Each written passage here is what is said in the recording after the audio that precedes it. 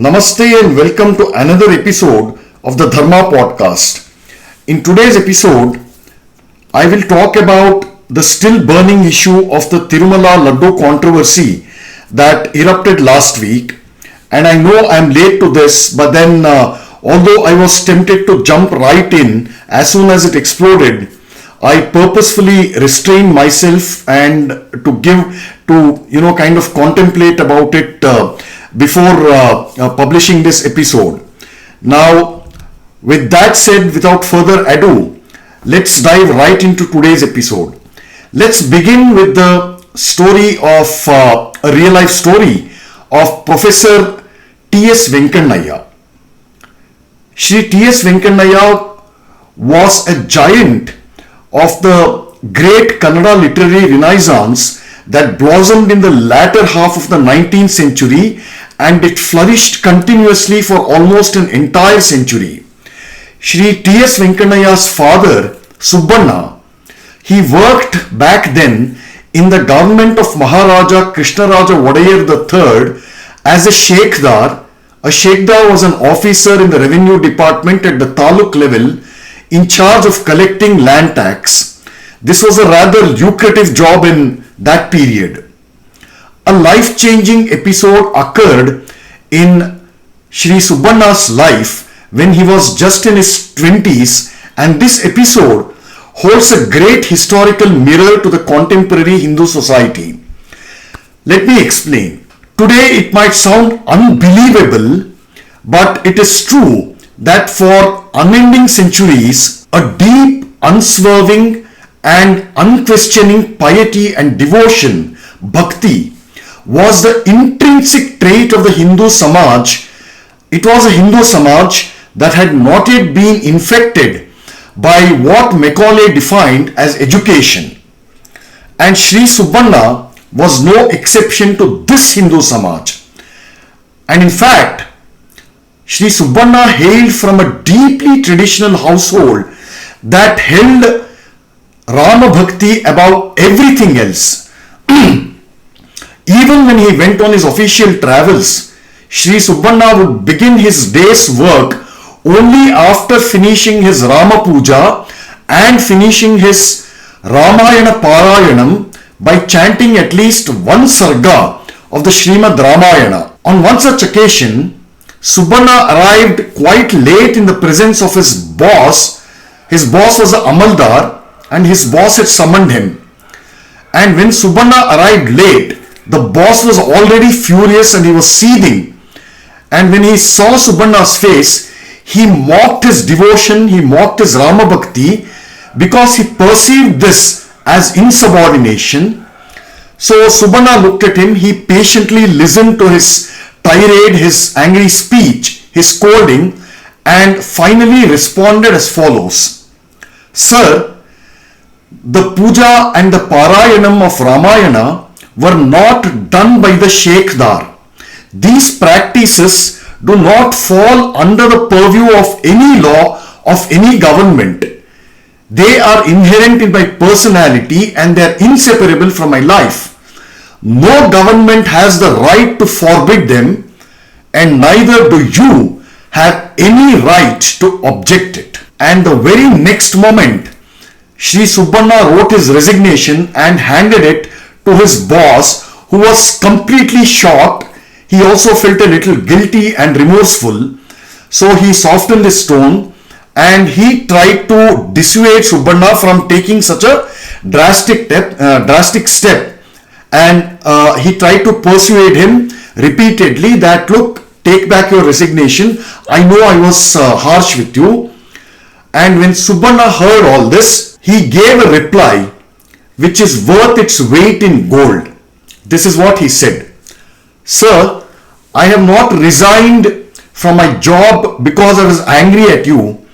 As far as I am concerned, serving Sri Rama, doing his puja, chanting, doing Ramayana Parayanam is much greater than this government job. He who gives food to the whole world will not make me starve. My late father also retired as a Sheikhdar, but his period was different. Back then, people still had unquestioning, unsullied and completely transparent devotion in matters of God and puja. But now, times are rapidly changing. I have worked under you all these years and I know that you are a sincere and a devout person and a completely dharmic man. But then, if tomorrow a Christian or an Englishman sits in your place, will he have the same respect and regard for my devotional practices? What would be my condition? What would become my fate in that case? I would then need to either abandon my devotion to Sri Rama or quit this job. However, government authority is an addiction which cannot be given up that easily. So who knows how my mind will change in the future, so it's better that I quit now. This extraordinary and ennobling episode occurred about 150 years ago, and this episode is both a prophecy and a grave commentary on the so-called Tirumala Laddu controversy. Like all of you, even I am completely aghast because the revelations are truly outrageous. Lard, beef tallow, pork fat and fish oil were used to prepare Laddus, which is the ubiquitous and the world famous Tirupati Prasadam. It's not just a Laddu. It is a Prasadam. It is a Naivedya offered to none other than Tribhuvananatha Sri Venkatachalapati, and this Prasadam has a hoary history dating back to about 3 centuries. Now I'm reminded of a highly poignant and a very moving scene in the Telugu movie titled Annamaya, which was released in 1997, and it remains an enduring classic. This movie is a biopic of Tallapaka Sri Annamacharya, who was a 15th century saint, lyricist, musician, poet, and an extra and a foremost bhakta of Sri Venkateshwara. And in this scene in Annamaya, it celebrates and extols the sanctity of the Tirumala Laddu, and this scene, it transforms the audience from being mere spectators into becoming participants in the scene. The scene shows Padmavati herself, or goddess Lakshmi herself, feeding the Tirumala Laddu to a lost, wounded and distraught Annamacharya, who is also celebrated as one of the foremost devotees of Sri Venkateshwara, like I said. And this is exactly how the Hindu community across the globe regards this Tirumala Prasadam. And this feeling of deep and unswerving bhakti was continuously assaulted for 5 years under the active watch of former Chief Minister Jaganmohan Reddy, who is a committed Christian backed by a vast and frightening missionary apparatus behind him. It's no secret of these evangelical activities, and I'll just come to that. So the global Hindu community watched in horror and disbelief as the current Chief Minister Shri Chandrababu Naidu exposed the exact details of this naked assault against Tirumala on live TV. The brazen and the open message that this evangelical machinery has sent out is crystal clear. We will insult, we will sully, and we will defile the very elements that Hindus regard as the most sacred, and we will do all this humiliation with impunity.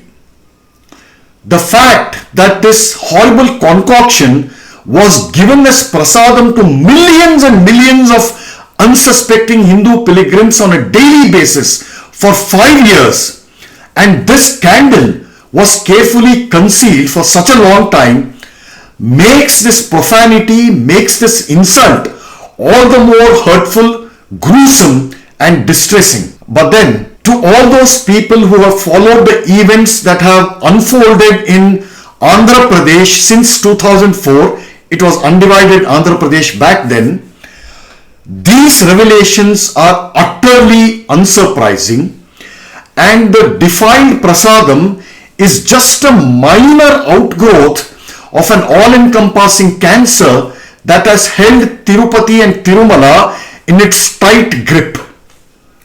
More than Punjab and Tamil Nadu, Andhra Pradesh has now emerged as the most alarming frontier of the evangelical missionaries' project to Christianise Bharatavarsha. Although Christian conversions had been occurring all along across India, including Andhra, since the onset of the colonial Europeans, it received a massive fillip and great strength when Mr. YS Rajashekhara Reddy, or YSR, who is Jagan Reddy's father, became Chief Minister of Andhra Pradesh for the first time in 2004.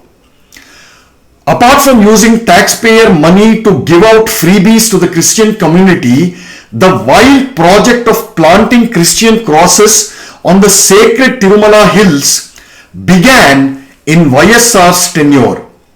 Back then he had to withdraw it in the face of extreme backlash from Hindus, and it was also during YSR's tenure that thousands of hectares of sacred temple lands in the Krishna, Godavari and Vishakhapatnam coastal belt were brazenly auctioned off either to his favorites or other private parties. A vast majority of these lands had been donated to various temples by the Vijayanagara kings dating back to about 500 years, which is at least half a millennium, and over this half a millennium, this whole region had been the nerve center which had preserved and perpetuated the best traditions of Sanatana Dharma, and it was a repository of Hindu classical arts, scholarship and learning. It is said that one would breathe Abhijatya or classicism just by stepping on its sacred soil. But since YSR's time, this region has become a vast playground exploding with churches of all denominations. Let me take a random example to illustrate this. Take the example of Kuchipudi, which is actually a village which is also synonymous with the renowned classical dance form named Kuchipudi. This Kuchipudi village is one of the high-profile victims of rampant conversions. To give a real life example, step into a cab out there and strike up a random conversation with a cab driver, and he will tell you within a few minutes, he will tell you why Jesus is the only savior and why even you as a Hindu should accept him if you want to save yourself. Mind you, cab drivers like this are all first generation converts, and this picture only gets darker and darker and more alarming as you travel wider and deeper in this belt. Let's take another example. About 400 kilometers north of Tirumala is another high profile target for evangelism. This is the ancient Shiva Kshetra at Srishailam, and the glory of this Srishailam Mallikarjuna Swami has been described over the centuries by all manner of people, including Shiva Bhaktas, saints and even ordinary poets and musicians and common people. It has also been described in graphic detail by the 15th century Russian traveler named Afanasy Nikitin. But today, the entire stretch of the journey to the foothills of the sacred Srishailam reveals a mind-numbing spectrum of churches of varying sizes and denominations. Srishailam belongs to Rayalaseema, which is a stronghold of the YSR clan. You know, I could well be writing an evangelist's tour guide of Andhra Pradesh, but this is the short version of it.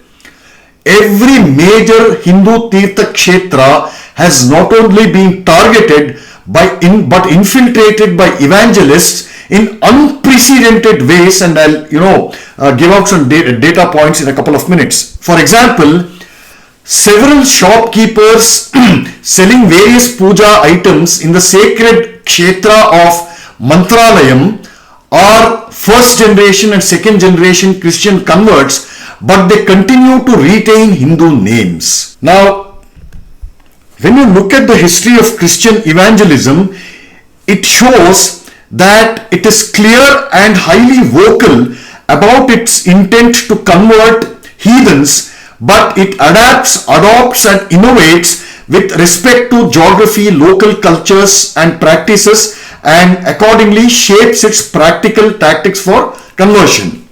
So, nowhere else in the world would you see a heathen idol, Murti, of Jesus Christ imitating the pose of Sheshashayi Mahavishnu, that is, Mahavishnu sleeping on his bed on the great serpent Adishesha or Ananta. If you want a brilliant study of all these tactics, I will refer you to three brilliant books. The first is a book titled Catholic Ashrams, Sannyasis or Swindlers. This is by the late great Shri Sitaram Goel, and two books by Shri Arun Shauri titled Missionaries in India and Harvesting Our Souls. These are some extraordinary and detailed works exposing the various kinds of sly and underhanded tactics employed by evangelists to convert Hindus. So back to Jaganmohan Reddy and his 5 years of alleged governance. There, in those 5 years, all these underhanded and sly tactics had been completely abandoned by missionaries. And what followed in those 5 years is nothing but sheer horror. Apart from an explosion in conversions, physical violence and rampant vandalism were inflicted by these neo-converts upon Hindus and their sacred spaces in broad daylight with zero fear of consequences. And these attacks happened repeatedly throughout the state, which takes us back once again to the profound remark that Shri Subbanna had made to his boss, which I recounted, at the beginning of this episode. This is what he had replied. If tomorrow a Christian or an Englishman sits in your place, would he have the same respect for my Rama Puja and my devotional practices? Shri Subbanna had uttered these far-sighted visionary words more than 150 years ago. It was a time when Hindu converts to Christianity had been a minority percentage throughout India, even in South India. But then, nobody could foresee a situation where fanatical and zealous Christians would be placed in powerful positions directly on the board of the Tirumala Tirupati Devasthanams Trust or TTD, placed there by the government by the order of the Chief Minister himself. This is the proverbial tale of the fence devouring the field, or the wolf guarding a flock of sheep. Between 2019 and 2024, almost no week passed without the Telugu media unearthing and exposing yet another act of sacrilege committed at the sacred temple town of Tirumala by converts who were appointed as employees. Large-scale allegations of the sale and use of tobacco and consumption of liquor and meat atop the sacred hill were rife in Telugu media, and even worse news came out about the large-scale pilferage and robbery of the cash and other offerings of bhaktas, and also the theft of Sri Venkateshwara Swami's abundant jewelry. These things apart, arbitrary changes in the rules of darshan and various sevas compounded the injury. Former tourism minister in the YSRCP government, as well as a former actress, Roja, she faces some serious allegations of accepting hefty bribes to facilitate darshan. If all this is on one side, the other side of this coin is truly gut-wrenching. It is very extremely painful. The Archaka community at Tirumala, Sri Shailam, and similar sacred Tirtha Kshetras this Archaka community had been terrorized into silence by the government appointed executive officer. There are first-hand reports of imagined insults by an Archaka. For example, one example of such an insult is not showing sufficient respect to this executive officer, and this respect could be defined as giving an inappropriate or incorrect or insulting look. And what followed all such instances was unmitigated and continuous harassment of Archakas, including filthy and abusive vulgar insults targeted specifically at the Brahmana community. And the full truth of this dark story, complete with its excruciating details, is still awaiting discovery, because this horrible story remains stuck in the scared and frightened throats of these poor Archakas. And if and when all these stories become public, the defiled Prasadam scandal will pale in comparison to the scale and depth and the sheer cruelty of the near destruction of Tirumala and all such other sacred Hindu places. So behind all this, the intent, purpose and the end goal of the Tirumala vandalism is plainly evident. It is a calculated desanctification at all levels, and this desanctification in the long term is aimed at discouraging Hindu pilgrims from visiting Tirumala. This is also not a new tactic, and this is a foul playbook which is as old as a Christian usurpation of the so-called pagan Roman Empire. There is a extremely painful but historically important work known as the Orations of Libanius. And Libanius was a great man, a scholar, a learned man who lived between 314 to 394 Common Era. Libanius was a respected, like I said, he was a respected scholar. He was also one of the last generations of the so-called pagan Romans who watched with his own eyes how the newly ascendant Christians dismantled all the ancient and sacred pagan edifices, institutions, altars and temples piece by piece, bit by bit, and they dismantled all this from within by infiltrating and taking control of all the levers of political and bureaucratic power. Transparency, morality, ethics, justice, all these things apart, the sheer existential question of the Hindu community demands the public telling of the comprehensive tragedy of Tirumala under Mr. Jagan Reddy's regime. And if Mr. Chandrababu Naidu's exposes are anything to go by, such an effort seems to be already underway, and it's a good thing. And if this is the official picture of the assault against Tirumala, there is the grassroots or the societal facet of this horror. And this is infinitely more disturbing and appalling.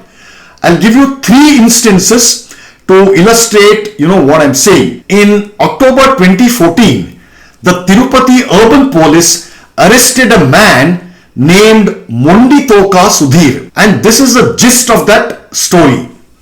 This Monditoka Sudhir is a self-styled independent fundamentalist Baptist whose life's mission is to plant churches, and he was seen giving valuable intelligence about the sanctity of Tirumala to visiting foreign missionaries in public right on the sacred hills of Tirumala.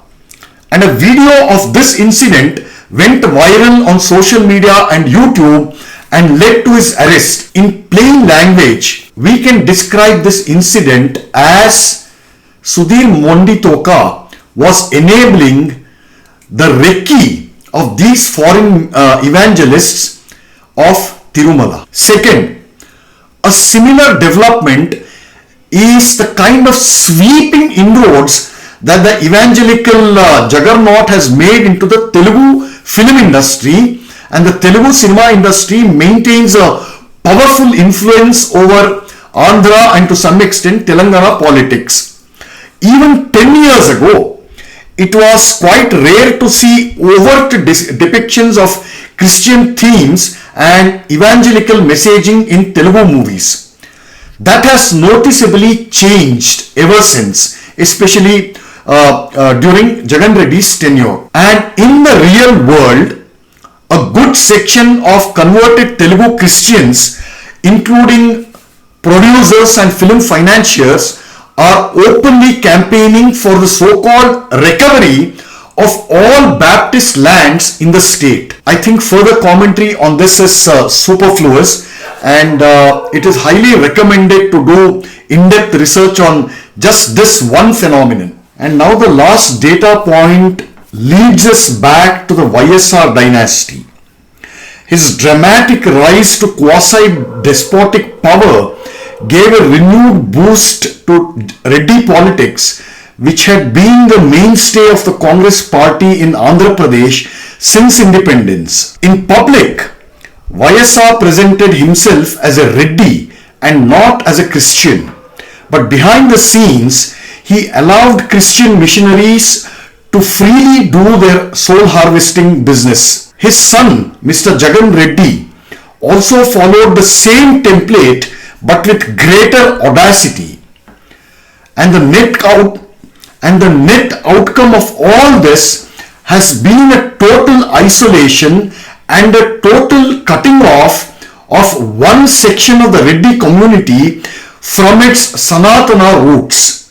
And we notice the same phenomenon among the Sikh community in Punjab. As a result, an undefinable term has arisen. This undefinable term is something called Reddy Christian. Now, when I listen to such terms, such oxymorons, as a student of history, I am deeply pained because this is an enormous tragedy, given the fact that in the 14th century, the Virgin Reddy kingdom in coastal Andhra was the first to expel alien Muslim invaders who had been stationed in this region, and they expelled these Muslim invaders across a large geography stretching all the way from Vishakhapatnam on the coastal side to Nellore. Prolaya Vema Reddy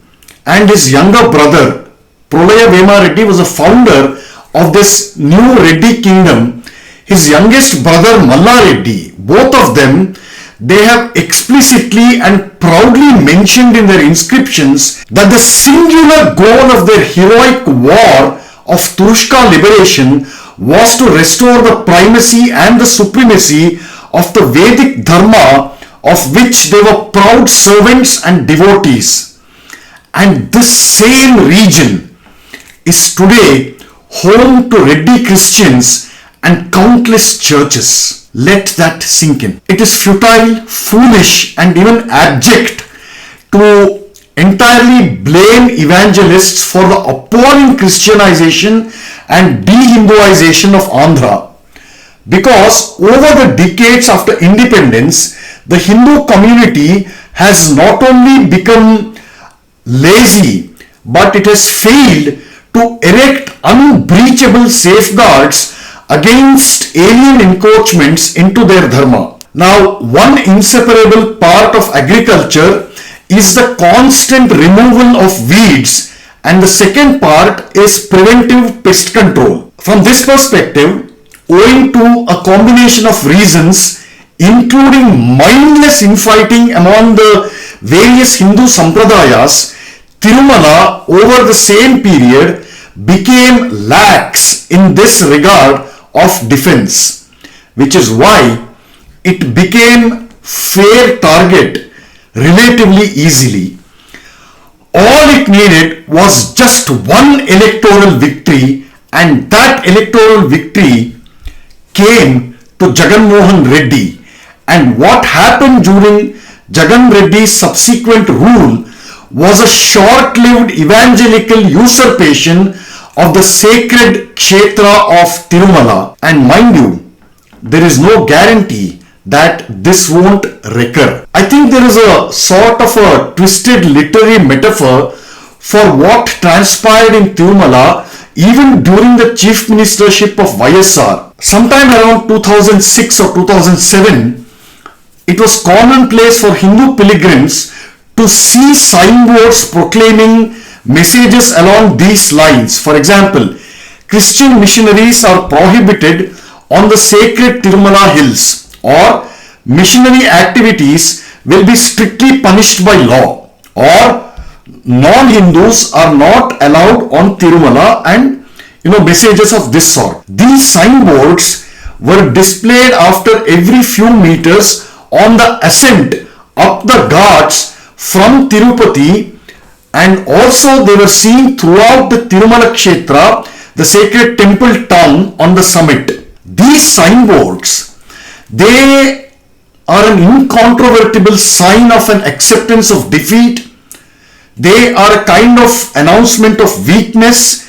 It is a weakness that seeks strength by being proactively defensive. One of the enduring illustrations of this enervated spirit, Hindu spirit, is the reaction of a section of the Hindu Samaj when YSR died in a helicopter crash in 2009. It was said by this section of Hindu society that this helicopter crash was Sri Venkateshwara Swami's punishment to YSR for trying to pollute the sacred Tirumala by attempting to Christianize it, and it may well be so. While I sincerely respect and sympathize with this sentiment of this section of Hindu society which generated such a response, it nevertheless makes for a sorry spectacle in real life. All the glorious epochs of Hindu history have one thing in common. They show that while Hindus as a community were pious, they were tolerant of other faiths, and they were gentle by nature and generally minded their own business, they also knew the power of deterrence, and they implemented it unhesitatingly. Likewise, the lowest points of Hindu history have been marked by a helpless resignation to the miraculous powers of some divine force, Rama, Krishna, Hanuman, whoever it is, some divine force to rescue them. Unquestioning bhakti in, for example, Sri Venkateshwara Swami or Mahadeva or Hanuman or Bhadrakali, this bhakti, it elevates the Atman and it refines our life on this earth. But then, this kind of bhakti should also be accompanied by a conscious awareness of the kind of hostilities that the Hindu Samaj faces and the cruel realities of this earthly life. If Tirumala Sri Venkateshwara Swami did indeed punish YSR, what explains the ease with which his own son Jagan Reddy was able to stuff Christian converts to the TTD board and its staff? And what explains the fact that this man still remains unpunished? Going by the same logic. To state the blunt truth bluntly, such responses from the Hindu side, I fully sympathize with them. Such responses are the operative manifestations of what Bhagavan Shri Krishna described in the Bhagavad Gita as Kshudra Hridaya Daurbalyam, or contemptible weakness of the spirit. I don't mean to generalize out here, but it must be said that this kind of a weak Hindu spirit currently, it is the outcome of a mix of ignorance of their own dharma, a sort of inferiority complex, greed, guilt, and a pathetic aversion to confront a predatory creed. Take it from me, no Sri Venkateshwara Swami can cure this self-inflicted weakness of spirit. Now, on to the final leg of this episode. There is a highly instructive historical episode which is also the epilogue to the present unflattering chronicle that is unfolding at Tirumala. Let's travel all the way back to the year 1543.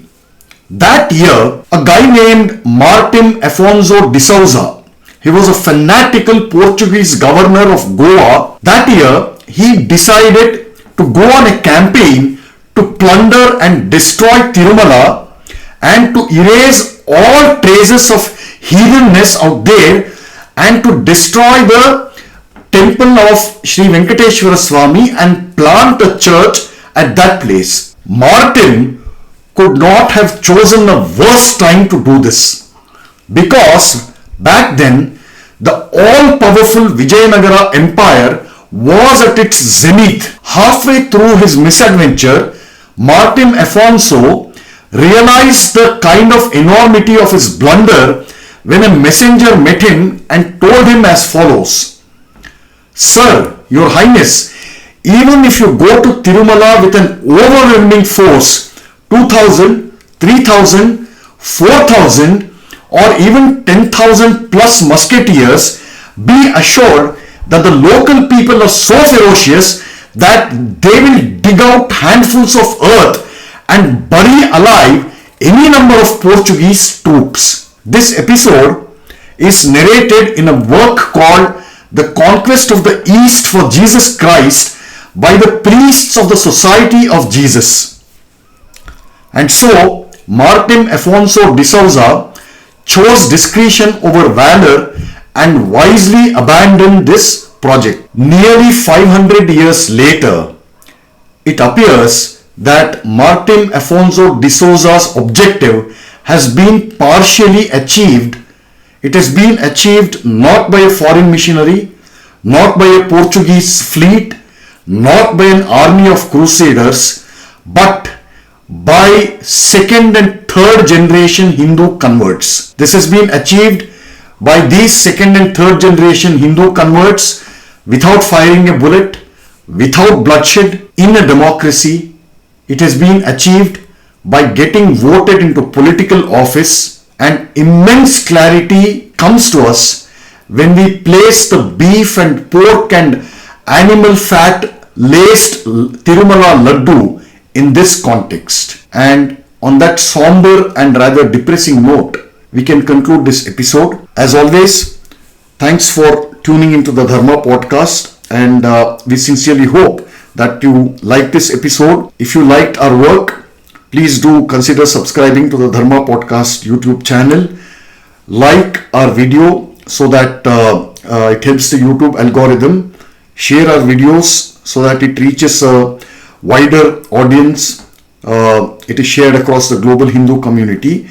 And last but not the least, please consider making a contribution of your choice to the Dharma podcast so that we can consistently and regularly offer you such episodes drawn from the annals of Sanatana Dharma, Indian history, and other topics related to the Hindu civilization and culture. Namaste, Shri Ramajayam.